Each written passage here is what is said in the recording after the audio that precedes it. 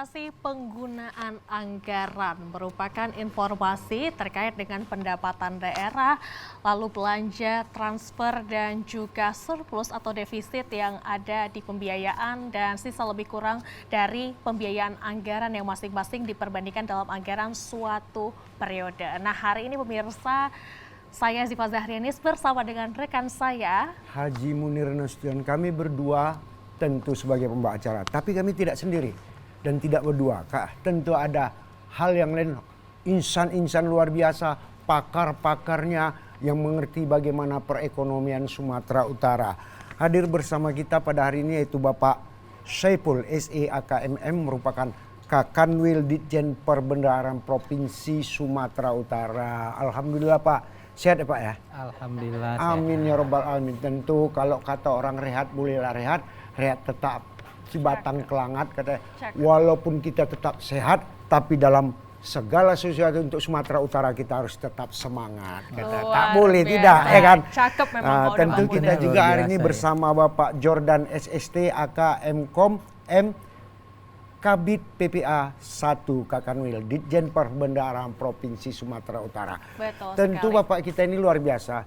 Saya sengaja, Pak mari, ini Pak Mari, ini Langsung dah. ya? Baru mau saya bilang, saya luar biasa masih mestikan Bapak di luar, bentar lagi masuk, bilang udah masuk. Alhamdulillah luar biasa. Inilah dia enaknya kalau genteng di atas genteng. Cakep. Jangan diambil sambil berkeringat. Cakep. Kalau sudah kita lihat Bapak Jordan datang, merupakan orang ganteng, tak kalah gantengnya Raffi Ahmad. Ini dia, alhamdulillah. Ini luar biasa nih. Makasih. Makasih, baik. Baik, nah tadi sudah saya spill sedikit ya tentang informasi topik kita pada hari ini, yakni realisasi penggunaan anggaran, dan sudah hadir di studio TVRI Sumatera Utara kedua narasumber kita, dan pastinya Bang Munir dan saya sudah siap ini untuk berkompor-kompor ya Bang ya. Artinya kita namanya berkompor, apapun boleh diceritakan, tapi punyalah batasan. Jangan tembak-tembak langsung. Adanya pakem-pakemnya istilah kata orang. Betul Tetap sekali. pada koridor yang santun. Nah itu dia. Pastinya, Iya, itulah iya. mengapa hadir markompor di antara Iya, kita betul, ya Bang betul. Munir ya.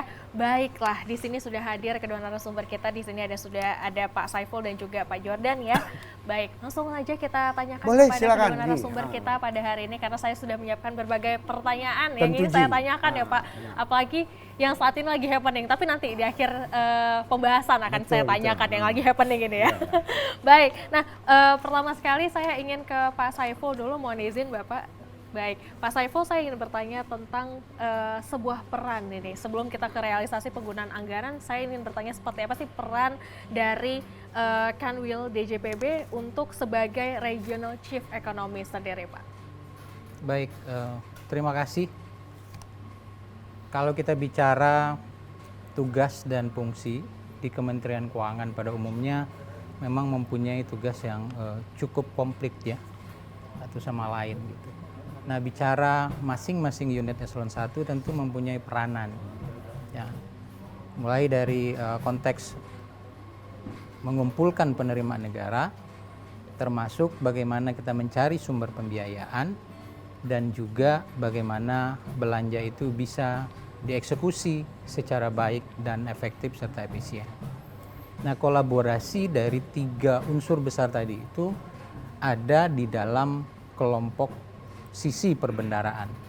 Sehingga kalau teman-teman mengenal istilah Regional Chief Economist, maka aktivitas yang dijalankan di dalamnya itu adalah bagaimana melaksanakan 3 hal utama tadi ya. Sisi penerimaan, mengelola sisi belanja, dan juga melihat sisi pembiayaan.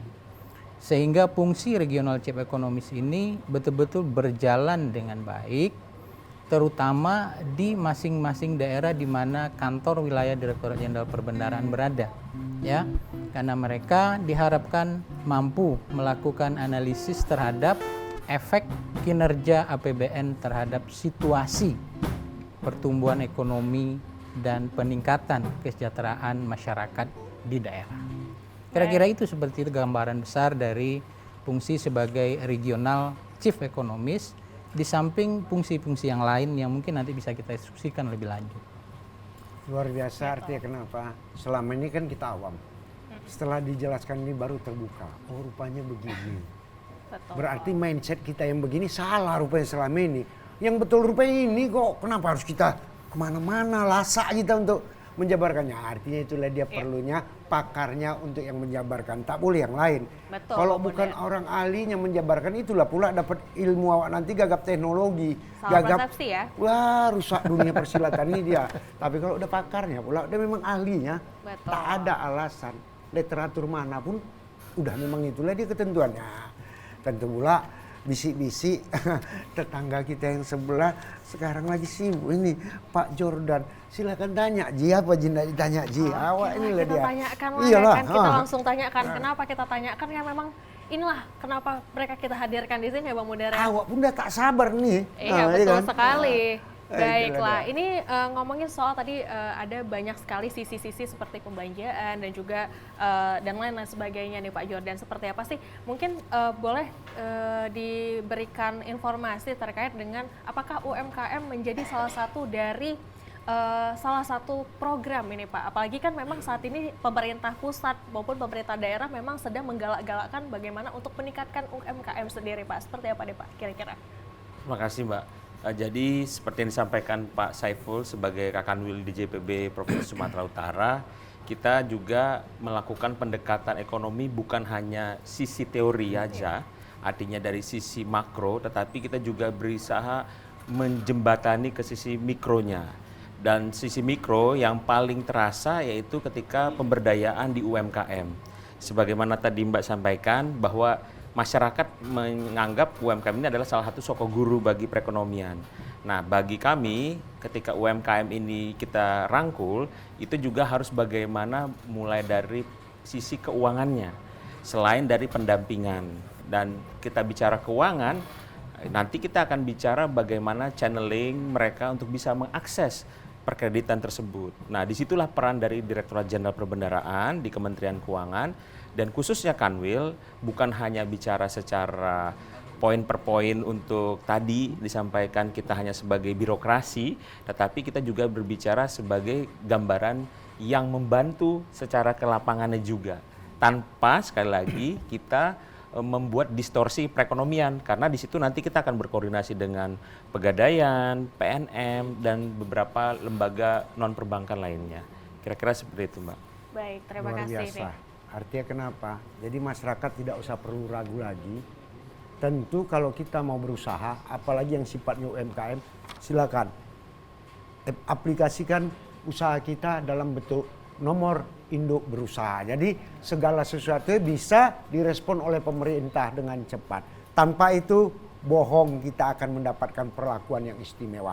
Tanpa itu bohong kita akan mendapatkan hak-hak kita sebagai warga, kan itu. Betul. Artinya kita harus memenuhi semua. Jadi jangan tunding apa-apa sedikit, belum apa-apa nanti. Iyalah anak tiri anak kandung, jangan ya. Nggak betul itu.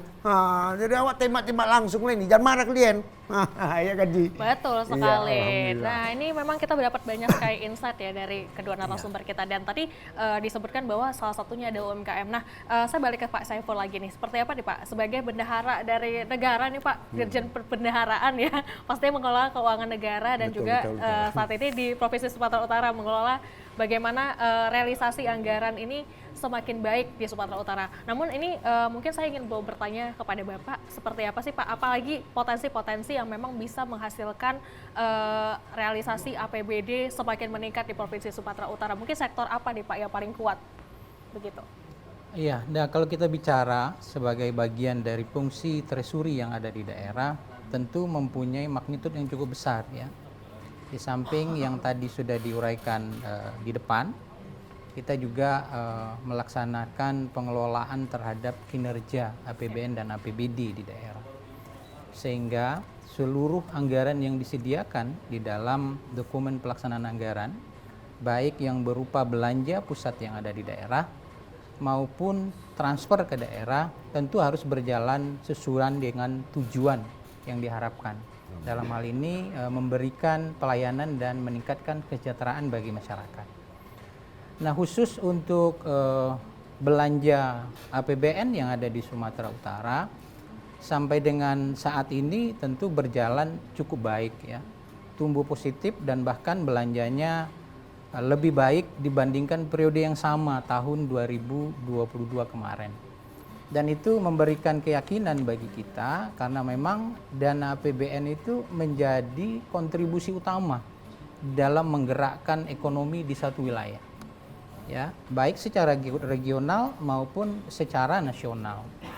Sehingga konsumsi pemerintah yang berjalan cukup baik dan ini juga dibarengi dengan pertumbuhan penerimaan, ya. Baik penerimaan sektor perpajakan maupun penerimaan negara bukan pajak. Nah, bicara APBD, ya, tentu ketergantungan APBD terhadap transfer ke daerah masih cukup tinggi, ya. Hampir di semua wilayah seperti itu karena memang masih terbatas ruang fiskal yang dimiliki oleh masing-masing daerah, ya. Nah, menilik dari kondisi itu kita melihat bahwa ada beberapa potensi-potensi yang mungkin mampu menggerakkan ekonomi khususnya di Sumatera Utara. Kalau kita lihat dari sektor pertanian, perkebunan itu menjadi sumber utama, ya, potensi utama yang ada di Sumatera Utara.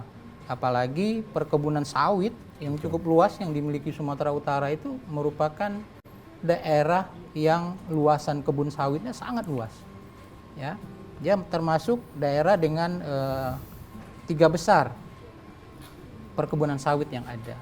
Nah, di samping itu juga potensi lain yang mampu meng-create pertumbuhan ekonomi dari sisi penerimaan itu adalah sektor perdagangan besar, ya, yang selama ini memang menjadi alat penggerak, ya, pertumbuhan ekonomi yang ada di Sumatera Utara.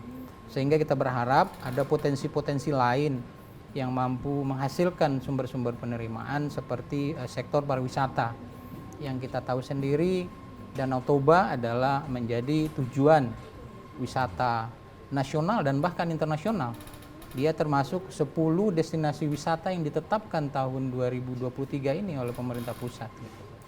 Dan diikuti dengan kemarin ada event internasional, ya, yang kita laksanakan di Danau Toba. Gitu. Nah, itu adalah upaya-upaya kita mencari, ya, sumber-sumber penerimaan yang mampu meng-create untuk menopang pertumbuhan ekonomi kita. Karena kalau itu berjalan dengan baik, maka yang ditanyakan oleh Mbak tadi, apakah sisi UMKM akan tumbuh? Tentu, ya, karena itu akan bermultiplier effect bagi sisi-sisi yang lain. Nah, dengan kondisi optimisme yang ada ini, kita yakin kita mampu mencapai pertumbuhan yang baik di Sumatera Utara khususnya tahun ini dan tahun-tahun berikutnya. Baik, nah untuk pertumbuhan ekonomi di Sumatera Utara sendiri bagaimana Pak saat ini? Dalam posisi berapa deh? Apakah mungkin melampaui dari perekonomian nasional ini Pak? Gimana? Ya, di beberapa sisi terkait dengan pertumbuhan ekonomi kita memang belum melampaui nasional, ya, memang masih berada di bawah nasional. Tapi setidaknya dia masih tumbuh positif, ya, dibandingkan dengan periode-periode sebelumnya. Nah, ini ditandai tadi dengan kontribusi dari konsumsi pemerintah yang memang juga tumbuh positif, ya, jauh lebih baik dari periode yang sama tahun sebelumnya. Sehingga ini yang mampu mempertahankan momentum pertumbuhan ekonomi kita yang ada di Sumatera Utara. Nah, luar biasa, artinya kita tidak boleh patah semangat. Walaupun gonjang-ganjing dengan persoalan yang ada, walaupun yang kemarin imbasnya COVID-19 yang sangat luar biasa, Sumatera Utara ternyata tetap bertahan untuk hal itu, tetap mampu dalam kondisi yang seperti itu. Artinya ini berkat kerjasama pemerintah dan masyarakatnya saling bahu-membahu, saling mengerti. Apalagi semalam F1 Power Voting luar biasa itu, untuk kasana internasional terhadap danau yang kita cintai dan danau yang terbesar itu yaitu Danau Toba. Kan dan itu kita dia. patut bangga, ya, salah satu potensi dari Sumatera Utara ini bisa mendongkrak dalam perekonomian, apalagi pariwisata, ya Pak, ya. Pariwisata dan adalah sebuah devisa yang terbesar. Satu lagi, Ji. Apalagi itu, Bang? Kalaupun ada orang yang mengkritisi, saya cuma bilang, tak pas kau mengkritisi. Buktinya sukses kok. kok dikritisi lagi kan gitu. Tapi kan boleh lah untuk tambah rapi dia pinennya ataupun kata finishingnya, boleh berikan masukan, jangan dibanting kan gitu itunya dia. Oke lah, inilah luar biasanya. Tentu pula kerakap batang kerakap, Cakep. jangan ditangkap burung gelati. Bercakap banyak, kita bercakap, istirahat dulu kita. Mari kita dengarkan musik. Itu dia. Sudah siapkah Bang Ivan di sana? Iya. Ipan ketawa-ketawa aja deh itu, udah tahu nyamannya kan. Dia kalau ngomongin soal keuangan ini cerah dia ya Cerah. Bang ya hari ini ya Bang ya. Tahu kenapa? Kenapa? Tips THR katanya.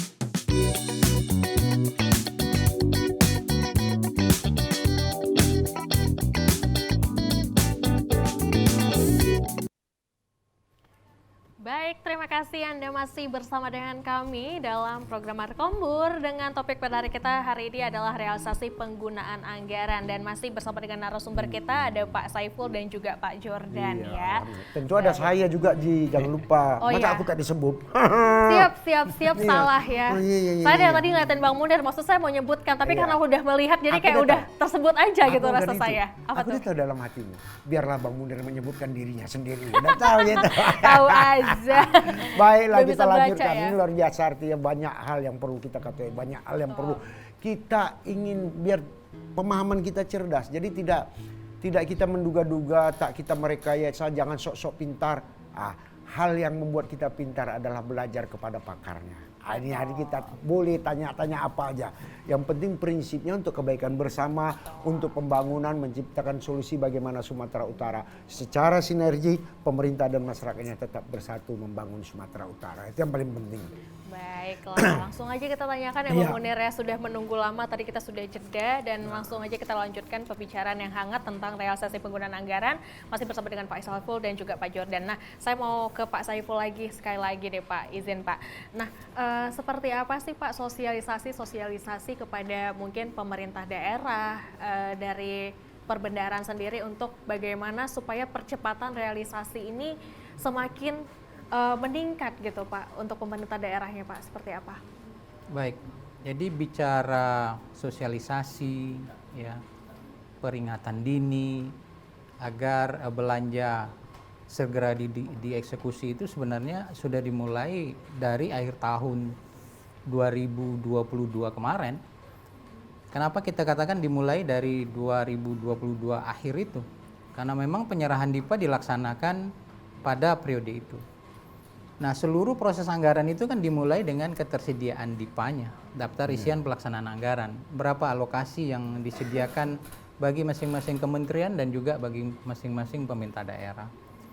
Sehingga dengan penyerahan dini dokumen pelaksanaan anggaran itu diharapkan proses eksekusi anggarannya bisa dilaksanakan tepat segera di awal tahun. Dan proses ini berjalan cukup efektif ya kalau kita lihat secara bersama-sama dengan realisasi di triwulan pertama ini, mendekati triwulan pertama ini yang tumbuhnya cukup positif, itu menandakan bahwa proses tujuan dari penyerahan DIPA secara dini itu berjalan dengan baik. Nah, di samping itu juga kita melakukan komitmen bersama dengan seluruh stakeholder ya, baik kementerian negara dan lembaga, satuan kerja yang ada di Sumatera Utara, maupun dengan pemerintah daerah, agar anggaran yang sudah dialokasikan dan diserahkan awal, agar dapat segera dilakukan eksekusinya. Tujuannya apa? Untuk menjaga momentum pertumbuhan ekonomi kita yang terus tumbuh positif dari tahun 2020, 2021, dan 2022. Sehingga konsumsi pemerintah itu mengalir, memberikan penguatan kemampuan belanja masyarakat. Ini juga inline dengan tema APBN kita yang selalu kita angkat dengan tema optimis dan waspada. Kita optimis kita mampu bertahan karena memang kita termasuk negara yang sukses menghadapi COVID, tapi kita harus juga waspada terhadap kemungkinan terjadinya COVID baru atau yang lagi tren itu apakah akan muncul resesi gitu. Betul. Ya, karena pertempuran Rusia dan Ukraina sampai sekarang belum berakhir. Sehingga kombinasi antara optimis dan waspada inilah yang kita jalankan sehingga kita mampu ya untuk mempertahankan tingkat pertumbuhan yang lebih baik, ya. Tentunya perlu kerjasama semua pihak, baik pemerintah pusat maupun pemerintah Baik daerah. Pak, kita jeda sejenak, ini ada telepon masuk dan boleh kita sapa. Halo, siapa dan di mana? Iya, baik. PPRI. Yuk. Iya. Saya Andi dari Belawan. Baik, dari Pak Belawan Andi apa? dari Belawan. Allah Akbar. Iya. Iya, Bah. Apa cerita yang Jadi ditanya nih, ini, Bah? ini sangat menarik terkait dengan UMKM. Kami mau nanya terkait dengan peran Kanwil untuk mendorong UMKM itu biar berjalan dengan maksimal. Langkah-langkah apa dan strategi apa yang dilakukan oleh Kanwil agar UMKM ini berjalan secara maksimal sesuai tujuan pemerintah, itu satu. Yang kedua, kalaulah kami misalkan sebagai masyarakat, sebagai pelaku UMKM, ketika kita butuh modal, mau menambah modal, langkah-langkah apa yang harus kami lakukan? Mohon penjelasannya, Pak. Mungkin ke narasumber yang baju putih lah. Terima kasih. Langsung request ya. Baik Pak Andi, terima kasih atas pertanyaannya. Tadi yang pertama adalah langkah untuk peningkatan UMKM ya dari Kanwil sendiri. Dan yang kedua adalah untuk pertambahan modal, seperti apa langkah-langkah yang bisa diambil. Tadi requestnya Pak Andi. Mungkin tak ada syarat-syaratnya apa aja kan Betul. begitu itu maksudnya itu. Udah paham nyawa itu. Betul. Requestnya Pak Andi, Pak Saiful yang menjawab. Mohon izin Bapak, silakan untuk menjawab Pak. Baik, luar biasa ya Pak Andi ya, langsung mungkin live menonton gitu ya. Iya. Karena langsung nyebut baju putih gitu ya. Iya, betul Pak. Tapi nggak nyebut nama, nggak apa-apa. Terkait dengan peran Kanwil ya, kalau tadi kita sudah sampaikan secara garis besar, detail dari itu ada yang salah satunya itu melakukan pembinaan terhadap pelaku UMKM. Yang memang selama ini kita ketahui para pelaku UMKM ini menjadi backbone untuk pertumbuhan dan menjaga serta mempertahankan pertumbuhan ekonomi kita. Kalau kita bandingkan di tahun 98 pada saat terjadi resesi ekonomi, maka ekonomi kita itu mampu bertahan. Kenapa? Karena pelaku UMKM. Nah di 2020, 2021, 2022 kita terkena pandemi COVID-19, itu hampir semua sektor terkena, ya, baik kehidupan sosial, kesehatan maupun ekonomi.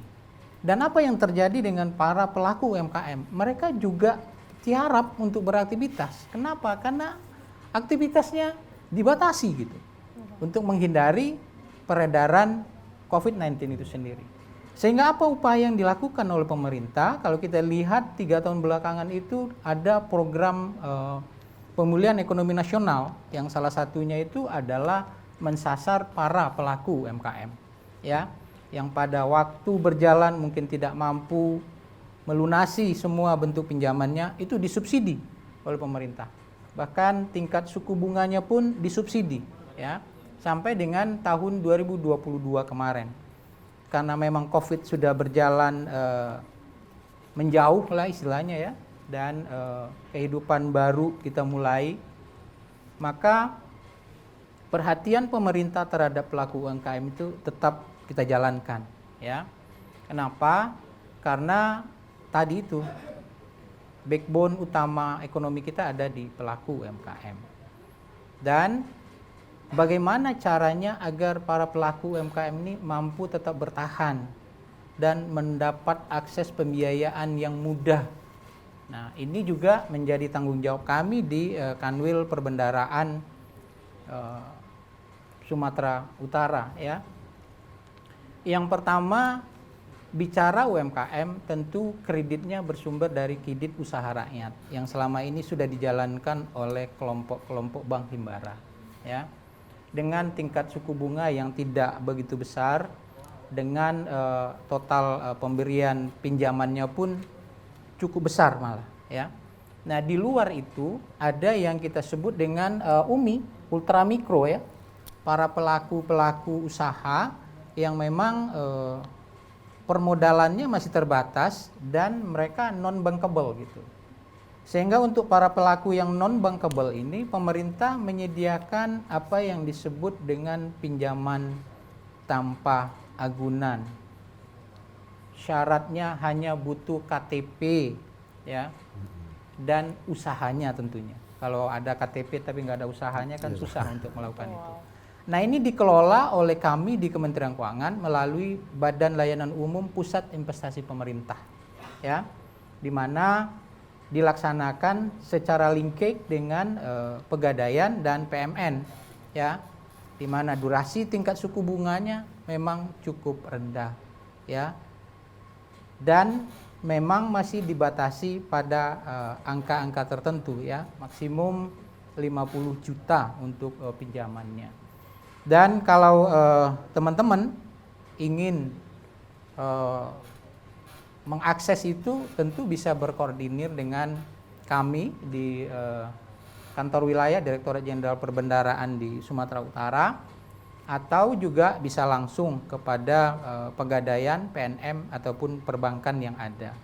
Dan kalau menemui kendala di sana, koordinasikan dengan kami, karena syarat untuk pemberian pinjaman dengan yang mudah itu memang menjadi salah satu tujuan yang kita berikan kepada penyalur, sehingga akses pembiayaan murah itu betul-betul dapat dinikmati dan digunakan oleh para pelaku UMKM, termasuk juga pelaku ultramikro, khususnya di Sumatera Utara. Dan informasinya yang terbaik adalah bahwa penyaluran kredit usaha rakyat ini, Sumatera Utara itu masuk 3 besar di Indonesia. Itu yang luar biasa. Baik, nah tadi kita sudah mendengarkan bahwa ternyata semakin mudah ya. Betul. Untuk pelaku usaha ini memang sangat-sangat didongkrak oleh pemerintah, baik itu pusat maupun daerah, untuk memaksimalkan kinerja dari UMKM sendiri untuk UMKM semakin bangkit. Nah pastinya kita juga pengen tahu ya, mungkin boleh dikasih tahu spill sedikit. Ini saya mau ke Pak Jordan nih selaku pembina dari pelaksana anggaran ini, seperti apa nih Pak? Seberapa banyak untuk KUR di Sumatera Utara anggarannya Pak?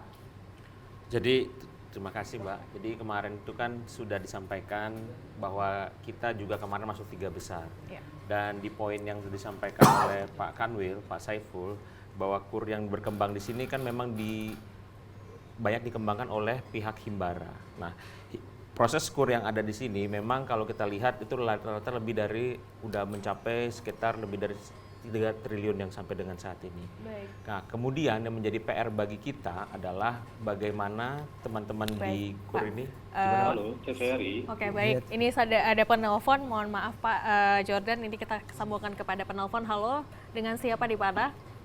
Halo, Assalamualaikum. Sore Pak, dengan siapa Pak? Iya, dengan Pak Anwar. Pak Anwar Pak ya? Iya. Apa ndak ditanya ini Pak Anwar? Iya, banyak ini, tapi ada beberapa hal mau saya tanya, tapi dari hasil tadi penyampaian dari Pak Kanwil ya, Ya. bahwa Ditjen Penerangan Sumut sangat bagus, sangat baik dalam hal pelaporan penyampaian tadi. Alhamdulillah. Namun mungkin penyerapan anggaran itu biasanya harus selalu dibarengi dengan melihat mutu atau outcome dari hasil gitu. Yang mudah-mudahan sinergi antara dorongan, karena Ditjen mendorong untuk penyerapan anggaran yang bagus, saya pikir perlu juga dibarengi dengan outcome-nya atau output-nya Pak. Sementara itu aja, mungkin saya harapkan Pak Saiful untuk bisa menyampaikan kepada publik. Terima kasih. Assalamualaikum warahmatullahi wabarakatuh. Waalaikumsalam, terima warahmatullahi kasih wabarakatuh. Pak Anwar. Baik, Ini luar tadi, biasa ya. nih. Permintaannya selain penyerapan anggaran yang baik, tentu juga mutunya. Tapi satu hal yang paling penting, Apa tuh Bang? bagaimana output dan outcome-nya katanya. Ini Baik. dia. Tapi Luar sebelum biasa. dijawab, kita masih melanjutkan pertanyaan yang tadi saya ingin Iya, tanyakan ini kepada ya, Bapak, terkait ya. dengan KUR yang ada di Sumatera Utara oleh Pak Jordan. Kira-kira sebesar apa nih Pak? Sempat terputus pembicaraan kita tadi Pak. Jadi tadi sudah disampaikan memang optimal kita. Tadi Pak Saiful juga menegaskan kita juga 3 besar. Nah, PR bagi kita untuk ke depan selain KUR ini adalah tadi mengoptimalkan ultramikro. Karena kalau KUR kita adalah pihak-pihak yang bankable, artinya dia mampu dipercaya oleh bank, punya kolateral. Sedangkan yang kita sasar di UMKM adalah pihak-pihak yang notabene kadang dia mempunyai kolateral yang terbatas, tetapi dia modal kerjanya juga perlu dibantu. Nah, inilah menjadi tantangan. Kalau Mbak bisa lihat di lapangan sudah bersinergi kan antara Bank BRI, Pegadaian dan PNM. Mereka buat sentra seperti itu. Nah, jadi yang disampaikan Pak Kanwil tadi, Bapak, Ibu dan juga pemirsa itu akseslah seluas-luasnya informasi. Jangan kita hanya terjerat kepada satu rentenir. Betul. Dan juga mungkin Pinjol pegadai-pegadaian ya, Bang, ya. yang bisa membuat utang itu menambah lagi. Nah, tugas dari UMI adalah membuat nilai keekonomian lebih naik. Jadi itu yang menjadi PR bagi Ditjen Perbendaharaan, memastikan nilai keekonomian debitur itu meningkat, jadi lebih mandiri. Jadi kira-kira seperti itu, Bang Munir. Jadi kita bukan hanya ngasih-ngasih pinjaman ini seperti pinjol-pinjol yang itu. Iya, betul. Nah, Memang gimana Artinya sekali ya. kalaupun diberikan pinjaman tepat sasaran tapi dapat mengangkat ekonomi masyarakat yang dulu terpuruk menjadi lebih baik kan itu. Betul, Jangan pula nanti dipinjam tapi pinjaman tadi dipakaikan untuk yang lain, yang ini tak terangkat juga. Jadi makin nambah pinjamannya Bukan ya, makin Bang? nambah, Apa makin lagi? beban, makin kurus badan mikirkannya. Itu yang kacau Pak, ya kan? Iya juga Jadi bagi ya, Bang. Bapak Ibu yang ingin mendapatkan pinjaman tentu tidak sebagai apa? Tak ada yang sulit. Kalau niat hatinya bagus, seperti KTP, KK, udah itu surat keterangan usaha, fotokopi diri pada tempat usaha. Udah itu kalau perlu lagi biar mantap usaha Bapak, ada NPWP, ada nomor rekening. Jadi mantap, tak lagi melalui istilah pembayaran tunai. Jadi pembayarannya udah melalui online semua. Mantap ya Pak ya. Jadi itu saran saya, jangan ragu-ragu lagi. Ya, nggak usah ada pemikiran kecurigaan dan sebagainya. Semuanya akan difasilitasi selama usaha Bapak, niat tulus Bapak tepat berdasarkan hasil survei yang dilakukan. Itu dia yang paling penting. Baik, Bang Munir. Tadi sempat ada Kembali. pertanyaan dari Iya. penelpon, Bang. Silakan, Bang, untuk Jadi ditanyakan. gimana Pak pertanyaan tadi tentang mutu kan gitu. Dan itu bagaimana pula output dan outcome-nya katanya. Baik, pertanyaannya luar biasa ya. Karena memang spending better itu menjadi bagian yang difokuskan oleh kita, oleh negara dalam hal ini untuk melihat efektivitas dan output yang dihasilkan oleh satu jenis belanja. Selama ini mungkin kita berpikir bahwa begitu ada belanja pemerintah melalui belanja modal umpamanya, ya sudah kalau ada outputnya, ada gedung ya sudah. Outputnya sudah tercapai gitu. Tapi kita belum pernah melihat sejauh mana outcome dan impact dari pengeluaran yang dilakukan. Nah itu yang kita laksanakan beberapa tahun belakangan ini untuk melihat sampai sejauh mana efektivitas dan efisiensi belanja itu mampu menghasilkan produk-produk yang bermutu gitu ya. Apalagi belakangan diarahkan agar pemanfaatan produk-produk lokal itu menjadi bagian yang utama di dalam proses pembangunan. Nah kalau kita bicara produknya itu atau outputnya itu berkualitas atau tidak, tentu kita perlu melihat kalau dari sisi infrastruktur umpamanya, belanja modal yang dikeluarkan, itu ada yang kita sebut sebagai bagian dari infrastruktur pelayanan dasar, ada juga yang untuk tujuan connectivity, ya antar daerah, umpama pembangunan jalan. Nah kalau kita lihat sekarang di Sumatera Utara jalan tol sudah cukup banyak gitu ya. Tapi memang masih kita temukan juga beberapa daerah yang mungkin jalannya belum maksimal. Itu salah satu contoh gitu.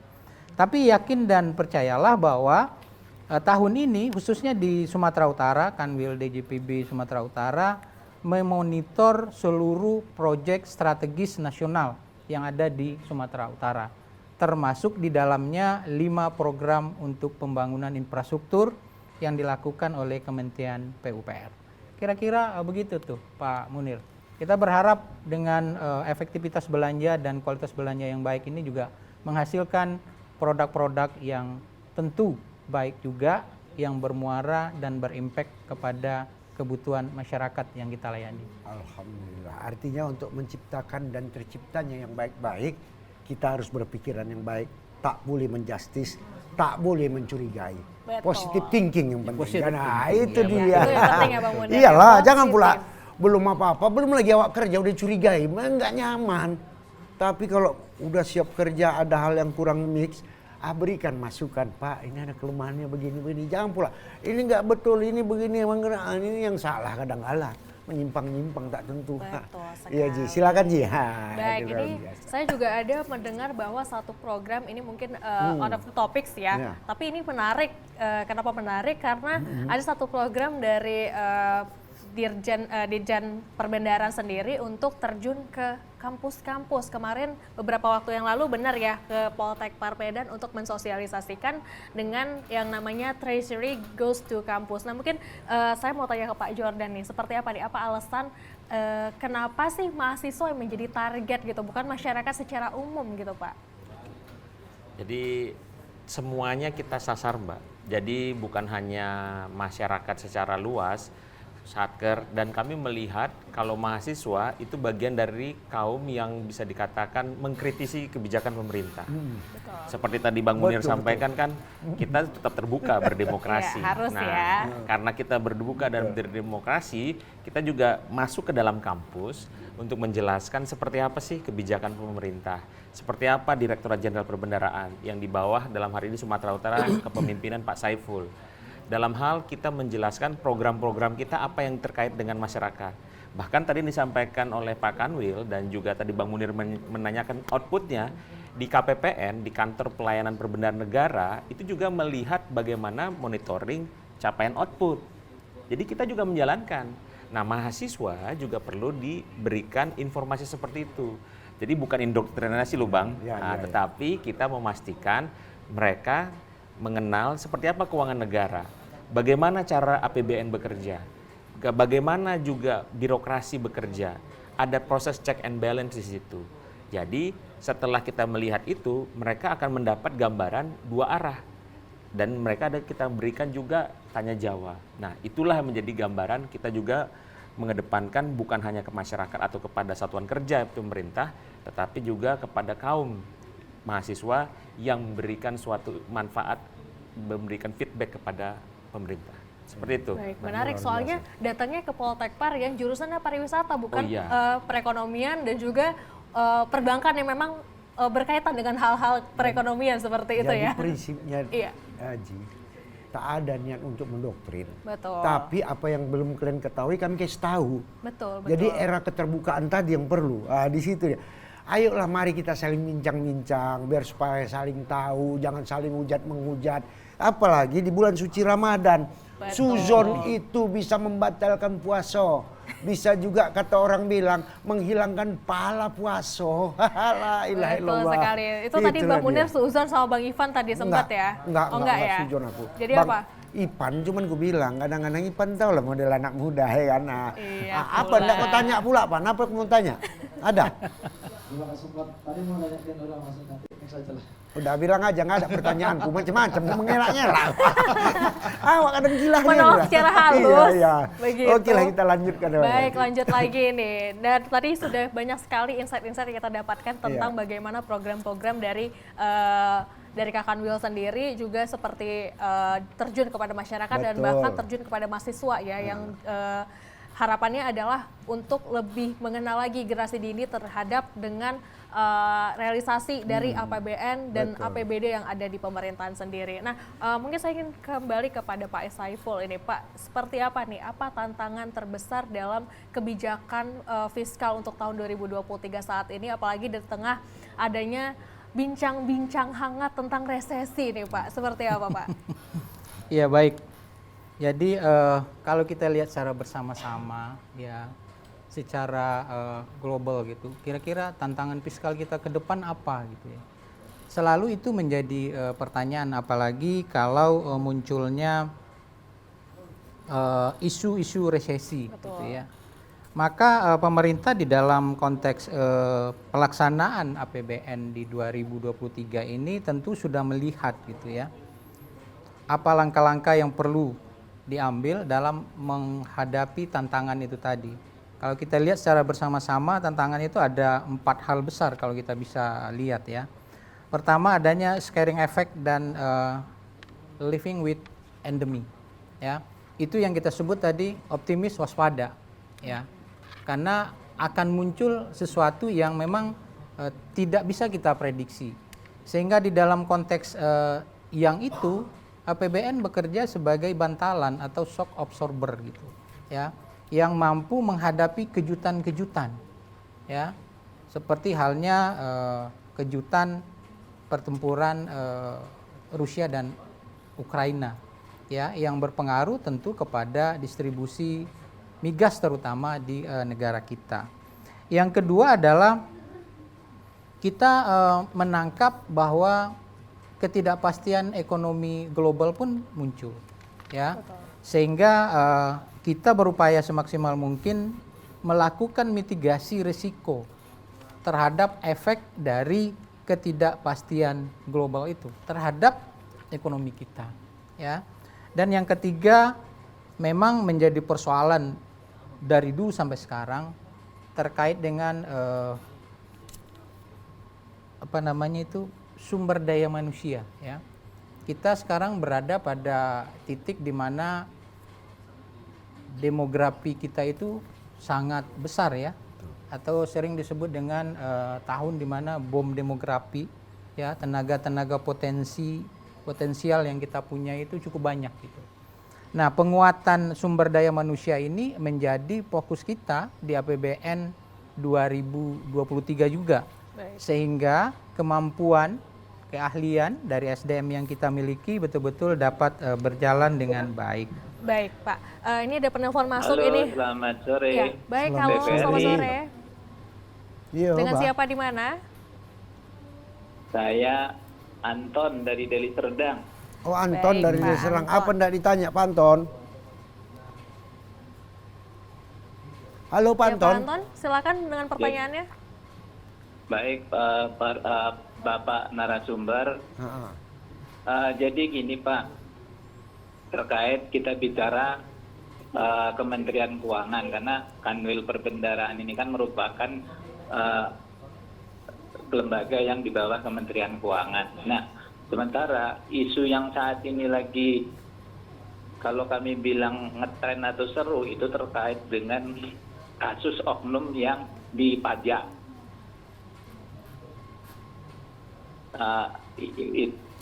Salah satunya itu Rafael Alun gitu kan, itu ada penyimpangan mungkin kewenangan atau apalah gitu, tidak sesuai dengan aturan. Nah, jadi di kantor Bapak untuk menghindari hal-hal itu, langkah-langkah apa yang dilakukan oleh Kanwil Perbendaharaan dalam hal ini Pak, untuk mencegah biar tidak terjadi hal-hal yang seperti dilakukan Rafael Alun itu Pak.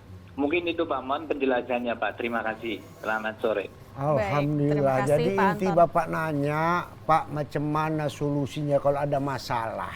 Kan itu. Betul. Mau siapapun, tak sebut nama lah kita kan. Iya. Siapa aja punya masalah, macam mana lah solusi terbaiknya kita buat Pak. Itunya intinya itu, bukan yang Betul lain-lain. Kan itu ya Pak ya. Kira-kira seperti apa Pak? Mungkin singkat, padat, dan jelas Pak untuk Baik. penanganannya. Terima kasih atas pertanyaannya Pak Anton.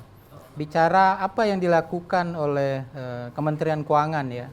Saya ngambil umumnya dulu karena sebutnya dari Kementerian Keuangan. Di Kementerian Keuangan itu kita punya value yang memang diterapkan buat seluruh insan Kementerian Keuangan, ya. Yang pertama itu adalah value-nya itu adalah integritas. Sehingga integritas itu menjadi aliran darah dari insan di Kementerian Keuangan, ya. Sehingga kalau ada peristiwa yang kemarin mungkin sempat Viral.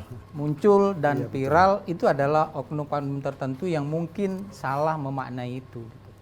Nah, kami di perbendaharaan sendiri pada umumnya menjalankan seluruh value-value dari Kementerian Keuangan yang memang ada 5 itu, tapi saya ngambil yang satu aja dulu, yaitu integritas.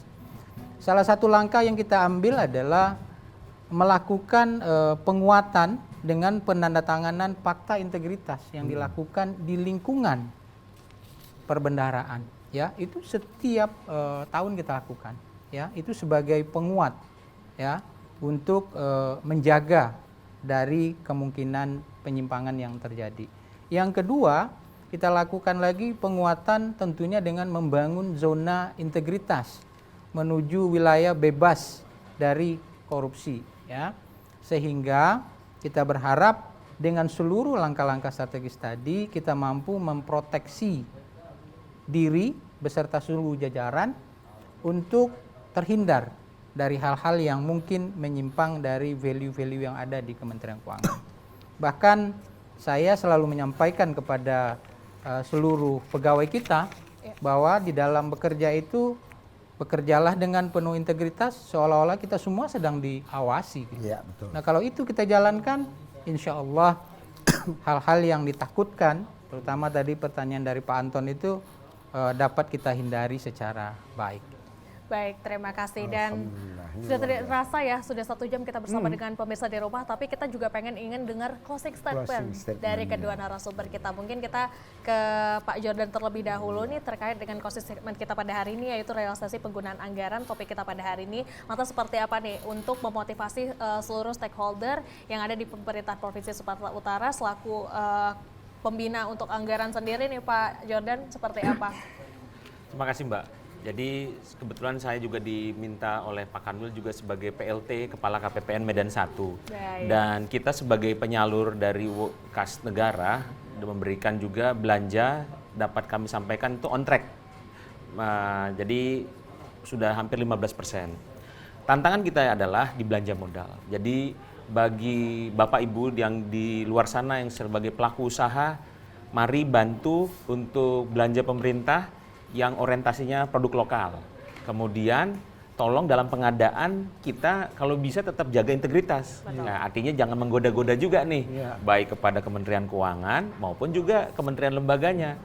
Kemudian yang ketiga, tadi menyambung dari pertanyaan apa yang disampaikan Pak Anton, bahwa Kementerian Keuangan sebenarnya sudah on track. Buktinya apa? Waktu kita pelaksanaan pemulihan ekonomi nasional tanpa terasa Indonesia itu termasuk yang berhasil terbaik di dunia dalam penanganan COVID, itu kan karena salah satunya penyaluran pemulihan ekonomi nasional. Dana-dananya semuanya on track. Vaksin semua tersalur dan juga dana-dana pada keluarga harapan juga diterima dengan baik. Jadi semua on track kita semua. Baik, terima kasih Pak Jordan, dan kita langsung ke Pak Saiful, singkat padat dan jelas Pak, seperti apa? Ya, di dalam pelaksanaan anggaran tentu diukur seperti apa kinerja yang perlu kita laksanakan. Maka pada konteks ini kami sampaikan kepada semua stakeholder, yuk apa yang sudah direncanakan dan sudah tertuang di dalam dokumen pelaksanaan anggaran, kita eksekusi dengan baik, dengan bermutu, sehingga cepat tersalur kepada masyarakat, sehingga memperkuat daya beli masyarakat dalam menopang ekonomi kita, khususnya di Sumatera Utara. Tidak terlepas juga bagi pemerintah daerah agar semua transfer ke daerah yang sudah disalurkan dari pemerintah pusat agar terus disalurkan kepada masyarakat. Dan jangan idle di perbankan. Baik, luar biasa closing statement dari kedua narasumber kita. Terima kasih saya ucapkan kepada Pak Saiful dan juga Pak Jordan sudah hadir dan mengedukasi kita semua tentang bagaimana. Alhamdulillah. Iya, betul sekali, realisasi anggaran. Iya. Zizi dan saya Haji Munir Rustion, mohon maaf dalam pertemuan ini untuk yang namanya puas relatif. Artinya semuanya kita bisa duduk bareng, kita bisa berkonsultasi, kita bisa mencapaikan dan menyelesaikan sesuatu menjadi solusi yang terbaik untuk kebersamaan, untuk besar Sumatera Utara, untuk Negara Kesatuan Republik Indonesia. Baik, dan kita tutup dengan persembahan lagu dari rekan-rekan RME Band. Dan untuk menutup perjumpaan kita, kami mengucapkan terima kasih kepada Anda. Sampai jumpa di Markabur selanjutnya. Kami berdua pamit undur diri. Terima kasih, dan ini dia persembahan dari RME Band. Silakan.